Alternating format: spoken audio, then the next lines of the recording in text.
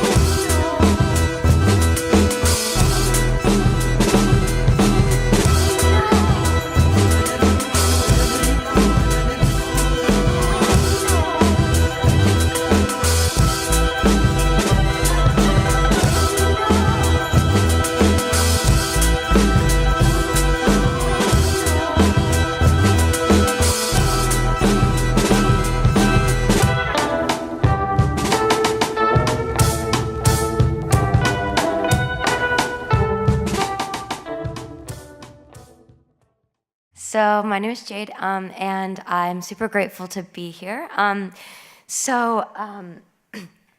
you just saw, and clicker.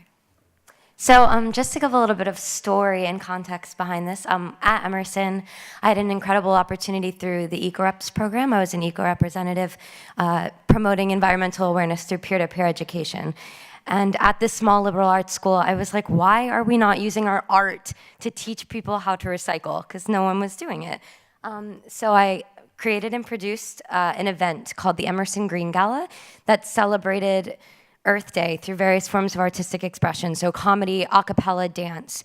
And they essentially, all of the student performers had about 3 to 5 minutes to do any performance piece that resonated with them with infused messaging around environmental awareness and world peace and the planet.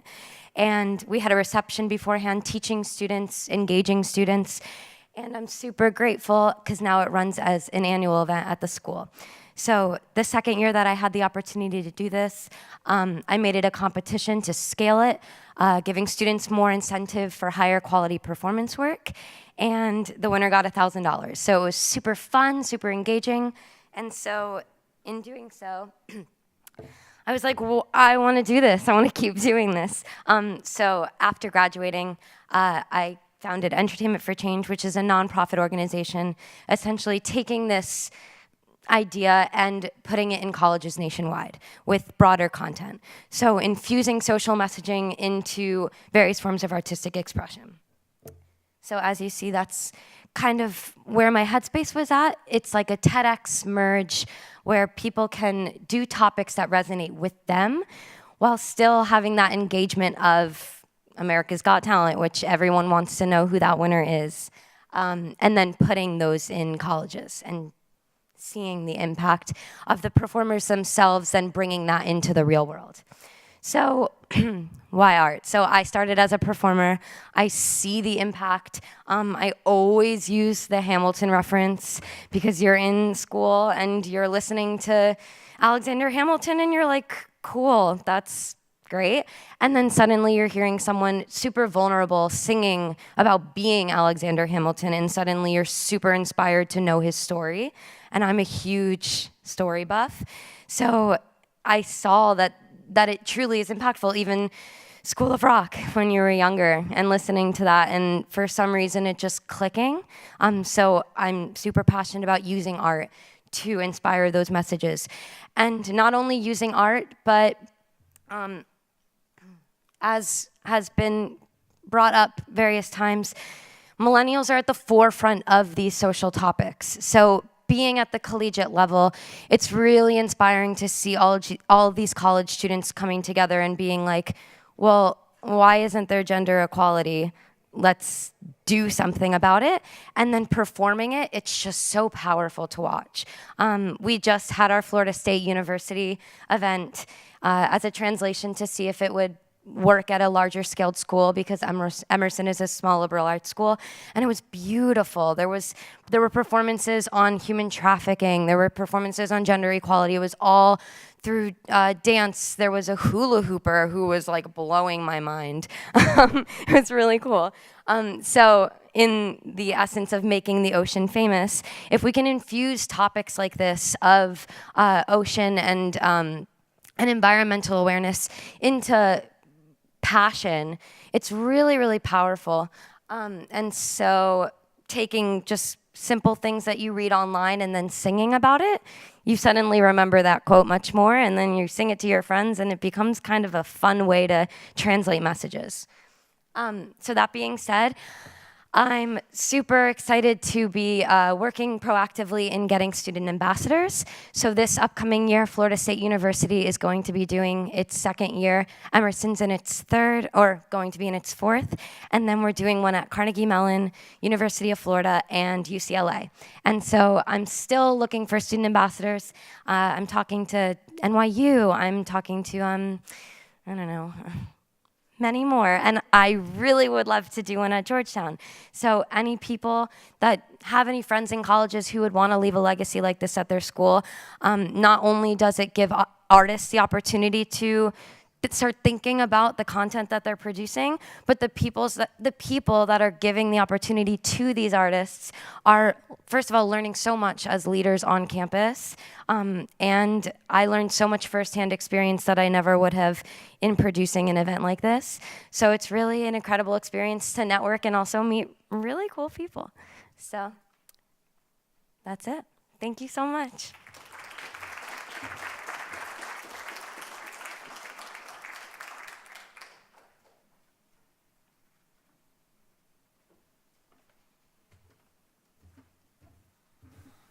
Thank you, Jade, for an incredible presentation on the role that art can play in making our oceans famous. I'm honored to be able to introduce our next speaker. She's been an early supporter of SOA, really critical to our success since the beginning. I had the pleasure of meeting Monika Medina back in 2014 when she helped get a petition that we wrote to the White House, and that helped pass the expansion of the Pacific Remote Islands National Monument, and then continued to work with her. We got her to teach a class at Georgetown. I took the class in my second semester of senior year, and even though she gave me a lot of work, I was very glad to take that class and very happy to know her. Monika, thank you so much for your support, and it's my great honor to be able to introduce you to give the next address.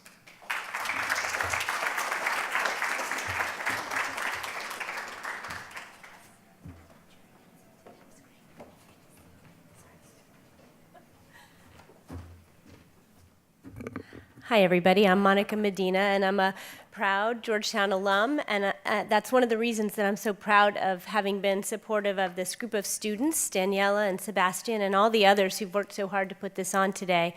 I know we're getting late in the day, and I don't want to just talk at you. I want to do one thing and one thing only, and that is to take all this knowledge that you've gotten and all the inspiration, the beautiful art, the understanding of how business and the economy can drive change about the ocean, how art and music, games, how all the things that you do as individuals can drive change and inspire you to do the one next thing that I've spent most of my career doing, which is to be politically active. Don't just think that the individual things that you're doing are enough. They are great. I salute them. I encourage them. That is something that your generation sees as a way to make change happen. But I think, at least sitting here in Washington and from my days as a student at Georgetown all the way till now in my career, the one thing that I know can make change permanent is through political action and government and policy change. And what I'm here to tell you is that you have power. And I believe in you, and so do a lot of other people in my generation. And I know many of you think we've left you kind of a crummy planet that's full of carbon pollution and getting warmer with problems that are insurmountable. But I'll tell you, I felt the same way when I was your age. We had rivers that were on fire and horrible toxic waste dumps that nobody cared about. And it took a bunch of laws and a lot of hard work, and we've tackled those problems. But of course, the world changes and problems keep coming up. And so it is your time to take on these big challenges, and I know you can do it. I know you can. I look at all this ingenuity, I see all this energy, the power of technology, and your ability to connect to each other is just beyond anything I could have dreamed of when I was a student at Georgetown. But it's only going to get you so far unless you're willing to take that next step and take political action. And I loved that Sebastian mentioned the work that the students here at Georgetown in the Sustainable Oceans Alliance and their contacts and connections and other chapters that they helped to found did to help create the Pacific Remote Islands Marine National Monument expansion, making it the largest protected area of ocean space in the planet. And it was a lot because people not only were inspired to think about the importance of that, but did something. They wrote their members of Congress, they wrote the White House, they wrote the president, and that inspired him to do another one called the Papahanaumokuakea Marine National Monument expansion. And those things have changed the planet, and you can do it again. You can continue to do it, and our oceans need you to do it. So I want to just leave you with that one thought and introduce the next speaker who will tell you how. There's a wonderful organization at the Center for American Progress called Generation Progress, and its executive director is Maggie Thompson, and I'm honored to be able to introduce her today. Maggie has a long career in organizing for political action in lots of different areas, including social justice, financial and student debt reform, climate change, and I hope now oceans too. I think she can give you some practical ideas about how to take what you believe in, what you want to be active on, what you want to do for oceans, and turn them into political action. And I hope that you will. I hope that you'll stay inspired, that you'll stay motivated, and that you'll understand that this is a moment. We are in a wave for oceans.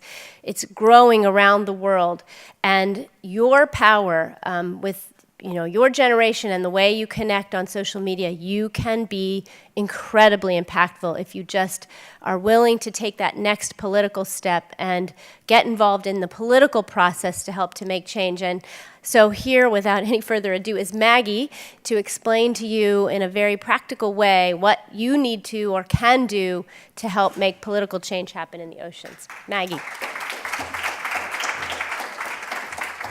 Thank you so much, Monica. How are we doing? All right. Yeah, I know it's been a long day for y'all. Is anybody going to March after this? Talking about building power? Yeah, I know it's a little wet out, but it's a big day. So I just wanted to start by introducing you all to myself and sort of how I got into this place I am, which I'm still a millennial. I'm on the older end of that spectrum. But really, I've been doing political organizing since the environment was the issue that first brought me to the table in high school. And I think that one of the things I was so excited about when Daniela was telling me about the work that you all do is when I first got involved. I was a high schooler in Eau Claire, Wisconsin. It's a rural town, western Wisconsin, kind of small, clearly very landlocked. And I, have been doing a little bit with our local, national forest, the Schwamigan National Forest. I cared about the environment in this sort of theoretical way that I think a lot of young people, this is a gut moral issue for us. It doesn't take a lot of explaining to get us on board with these values of stewardship and conservation, and we get the climate change thing. But I think that, the thing that actually got me incredibly involved was Utah. And it was the Red Rock sort of Utah. And I, as a high schooler in Eau Claire, Wisconsin, got involved with the Southern Utah Wilderness Alliance and started our Wisconsin chapter of that organization to convince our representative to support the Red Rock Wilderness Act. And all of this, I bring this up because at the time, I had never been to Utah in my life. I had never seen Utah, but I had that value of stewardship core in my gut, and I was approached by an organization who told me that I could be powerful where I was in Wisconsin because of who my representative was and because of who my senators were, and made an ask for me to get involved. And once I felt that little bit of power, that sort of set me on my track, right? So I would say that I come to you in a lot of ways as these days I'm a little bit of a political hack. I've been in and out of political campaigns for a long time, but I think that especially for movements like this, sometimes that we see sort of geography and where the people whose minds we need to change are. But I think that it's so great that as you all are thinking of expanding, you're thinking of those landlocked places that you can engage on this big global issue. I got into politics by working for an organization called Wellstone Action. Has anybody heard of Wellstone Action, maybe? It was founded by former Senator Paul Wellstone. He tragically died in a plane crash in 2002, right before his reelection. And his theory of change and his theory of organizing was that we need to have both issue-based community advocacy but have that explicitly tied with electoral power. And he never saw those two things as separate. And I think one of the main things I wanted to talk to you about, and what I've spent my career doing, is figuring out ways that we can be strategic in tying those two things together. The local organizing and the local efforts to work on an issue that we care about. How do we tie that strategically to a strong political power building strategy?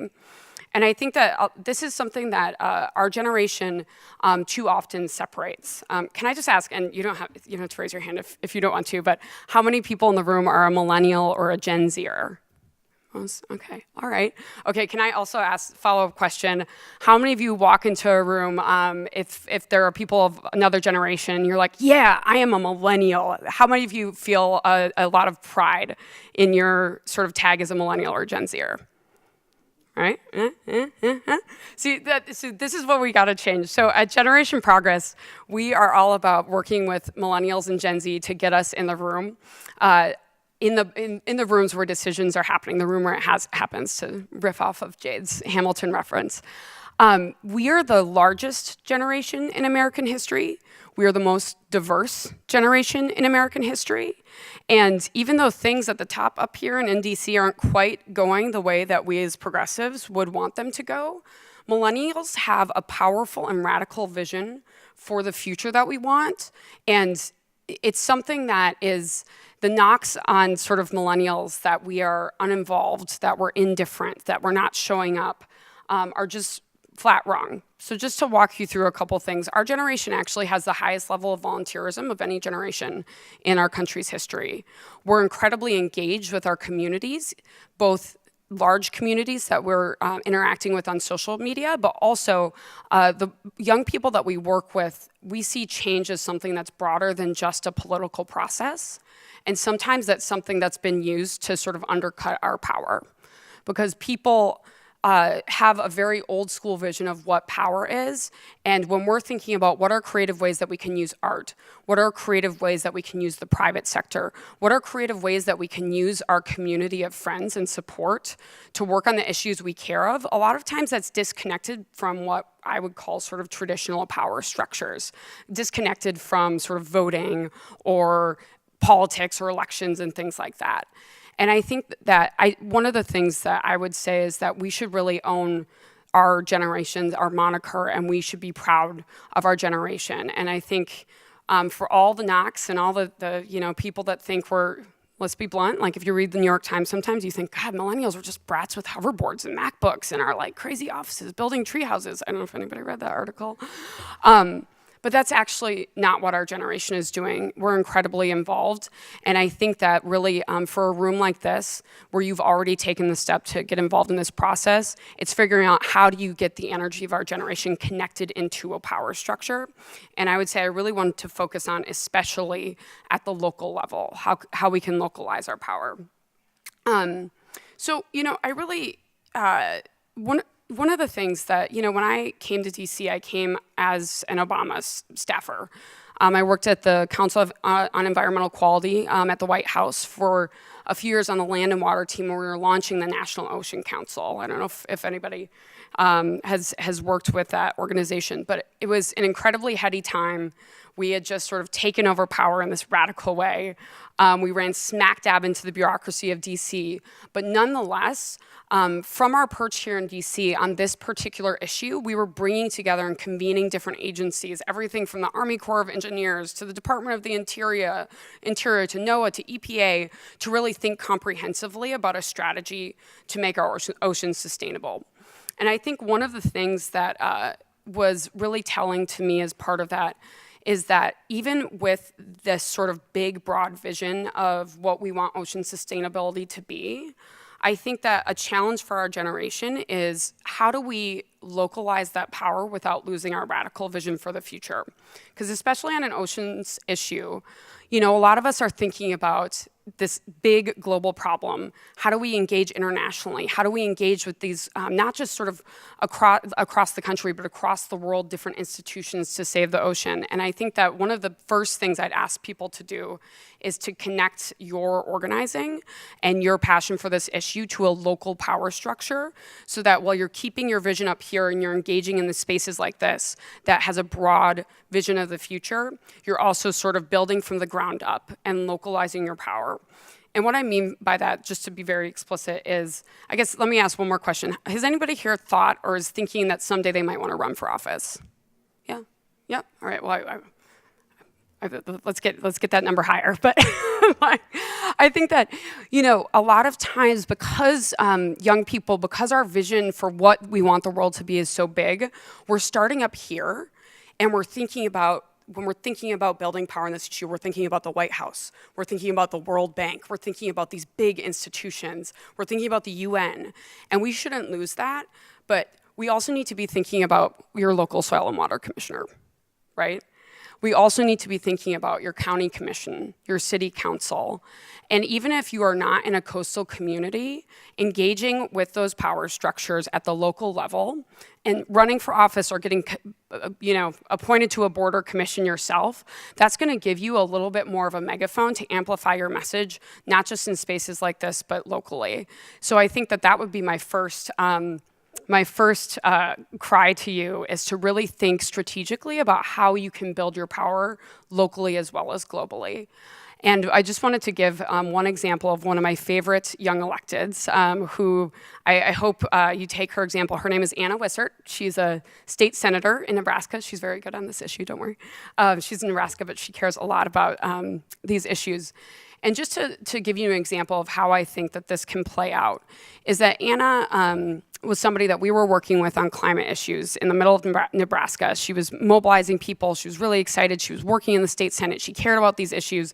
And when she decided to run for office, the first thing she did was getting herself appointed to the Lincoln, Nebraska Airport Commission. It's thrilling, big deal, really flashy. When you show up for a Lincoln Airport Commission meeting, it's in a fancy room like this, and it's, live streamed and it's awesome. Not at all. I think that one of the things that Anna was so smart about, and I think it's good for us to be thoughtful about, is that if you are in the room where decisions are happening, a lot of times it's not a fancy room like this, right? And every time I talked to Anna during the 2 years she was on this airport commission, I remember they were trying to raise money to like retile the bathroom, and she was so fired up about it. She I'd call her to talk about some like climate thing that was happening in Nebraska, and she'd be like, "Oh yeah, like we're almost there on the bathroom fund, like we're gonna tile, it's gonna be great." And I was like, Anna, like, cool, fine. Oh, great, you have another flight coming in from Omaha. Good, yes, 2 flights a day, yay. But I think that was her then springboard to demonstrate that she was willing to put in that work as a local community member. And 2 years later, when she was running as a young progressive in Lincoln, Nebraska for the state Senate, it's unicameral, so everybody's a senator, she won overwhelmingly, right? And it wasn't because she woke up one day and was like, I'm a young person, I care about these issues, I have a pretty good Twitter following, I'm gonna run for office. She took the time to not just engage on the issues she cared about broadly, because I met her working on climate justice. She also thought, what is a perch? What's a little megaphone, a little springboard that I can find in my local community to work my way up? So we're pulling it together without losing that global vision. And I think that, the one other thing that I talk about, I'm so glad Jade went before me, because one of the things that we see a lot is that young people are having, we are so connected and we are so creative. That's why I love doing youth organizing at Generation Progress. We hold direct action as a core value. We are putting our bodies in the streets.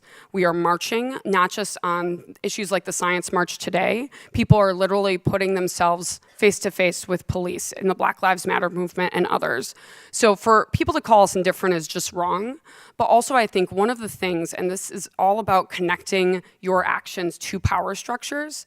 For those of you that are organizing, I know a lot of you are doing art displays, you're doing cleanup days, you're doing panels, you're doing different types of events where you have 30, 40, 50, 100 people in a room or doing something together. And I would just exhort you to really think strategically about what is the element of any event or action that you're doing that explicitly connects to building power, right? So at your oceans cleanup, are you having every single person tweet at your senator and saying, hey, I'm out here like cleaning up the ocean, this is what I care about as a young person, and telling them to vote on these issues in a better way? And that seems like a small thing, but a lot of times I think that our power, we underestimate ourselves, but you would be shocked by how big of a difference something that simple will make. The average congressional office, it only takes 9 tweets to get them to make a statement on an issue. 9, right? Tweeting at them directly. So working your way up from there and being really thoughtful about sort of not just how do we get people together and educate them about this issue, but then how do we make it that next step where we are explicitly and aggressively building power around this issue. The other thing that I would say is, again, on localizing this and tying this in with political power. I know a lot of us are thinking about these issues in a very macro way, and we're thinking about sort of the NOAA maps, where's going to be underwater, what's going to be happening, what's the timeline for that. And I think that one of the most impactful things with some organizations that we've been working with is literally young people in Charleston, South Carolina, going door to door to the businesses and the homes that in about 80 years, according to the NOAA maps, are going to be underwater. I mean, they took that NOAA map and not just as this is a problem, we have to fix this, we're going to organize just on our campus. They said, well, why don't we go and talk to these people that are in this area? And why don't we talk to them about the next election, right, in that case, or whatever local initiative that you are pushing. So I just wanted to bring up those 2 examples of ways that people are not just sort of mobilizing their community, but they're localizing it and they're connecting it to power. And I think, the last thing I just leave you with is that really our generation, I want us to be proud of where we are and our vision for the future. To be totally frank, we are the only people in this entire country who did not, to make it explicit, vote for the vision that's currently sitting in the White House right now. Everybody else went that direction.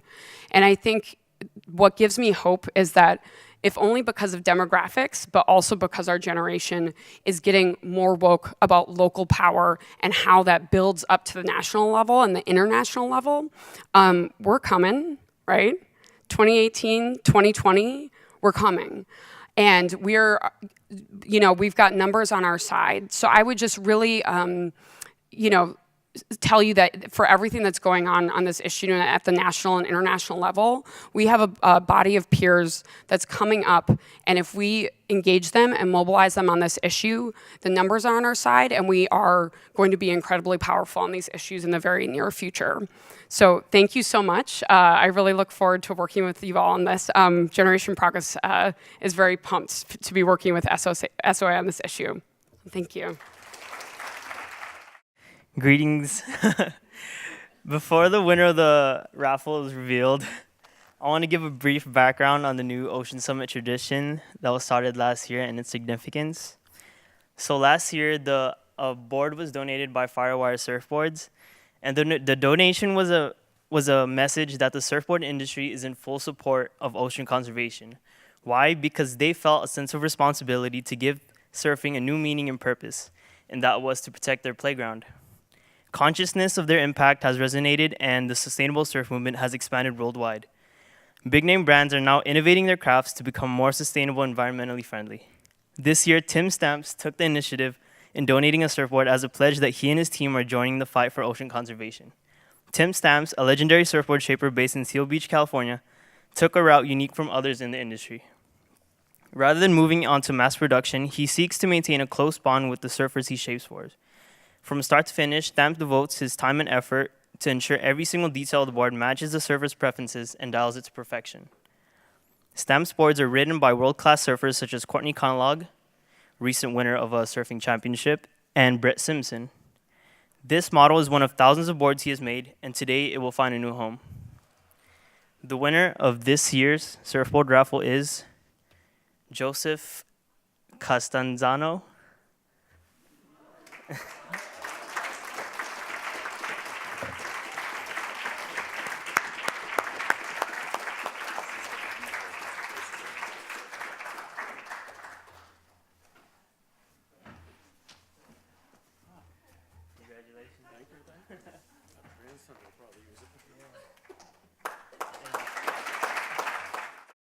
Hi, everyone. My name is Princessa Denton, and I am the Executive Director of the Social Innovation and Public Service Fund, the SIPS Fund here at Georgetown.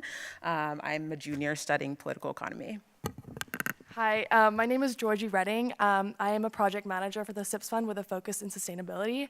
I'm a sophomore here in the School of Foreign Service, and I'm studying Science, Technology, and International Affairs.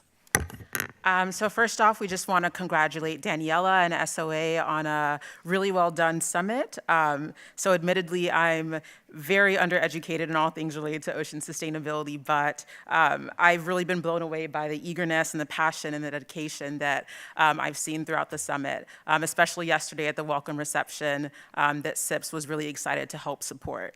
And so I see a number of Georgetown students in the room, I believe, and I imagine that a number of you have a lot of takeaways from the summit, things that you're really excited about, that you're re-engaging with or engaging with anew. And I also imagine that there are a number of you that are unsure whether or not you'll have the financial support or the academic support or the human capital support to bring these ideas that you're really excited about to fruition. And so the SIPS Fund is here today to just sort of talk about the opportunities available to undergraduate Georgetown students to get the financial, human capital, and academic resources necessary to take these ideas and really bring them to fruition. And so a little bit of background on the Social Innovation and Public Service Fund.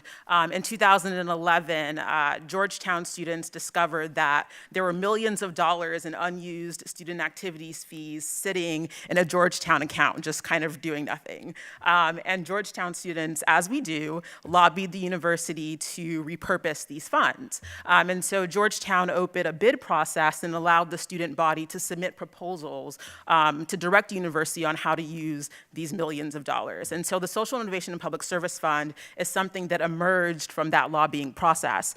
And the Social Innovation and Public Service Fund is a $1.5 million fund that funds undergraduate and alumni ventures that have some sort of social impact. And so that social impact can be on campus, it can be in DC, around the nation, and also globally. And so I'll let Georgie talk a little bit about the sort of projects that we funded. So we really fund any kind of project. We've done everything from research on people experiencing homelessness to youth action mapping in Liberia. And in recent years, we've really been trying to focus on the sustainability portion of it. So 2 years ago, we switched all the lights in the Darnell common rooms and bathrooms, which is a freshman dorm here on campus, to be LEDs, to be motion detector sensors, to save a lot of energy. And then last year, we funded a hydroponics project so students could grow food and vegetables in the observatory using the hydroponic system. And then this last semester, we really focused on how we can be more sustainable and kind of have more sustainability projects. And we were able to fund 3 projects that kind of go under this label. So the first one is a beehive that is going to be set up on campus to promote local food production, because 1/3 of the food we eat comes from, is pollinated by bees.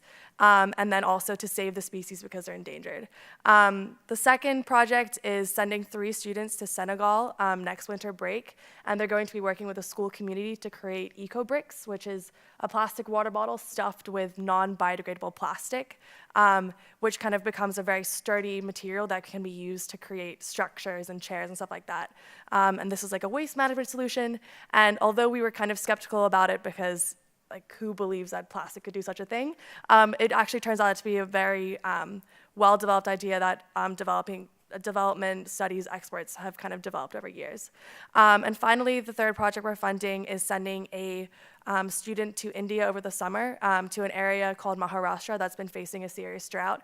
And she will be working to propose new policies and implement water-saving technologies to help farmers that have been really affected by this issue. So at SIPS, we do a little bit more than financial support. As I've said, we're really interested in helping our projects from fund disbursement through project development, through project implementation, and past project implementation. And there's one project that, interestingly enough, connects very well to the issue that everyone is gathered around today, and it's the Microfiber Catcher project. So the Microfiber Catcher group came to us last semester, 3 sophomores who sort of realized that Georgetown students wear a heck of a lot of Patagonia, and they were worried about the fibers that sort of are removed from the fleece and that accumulate in the waterways. And so I'm going to invite them up to talk a little bit about their project and give you a sense of how SIPS was able to support them.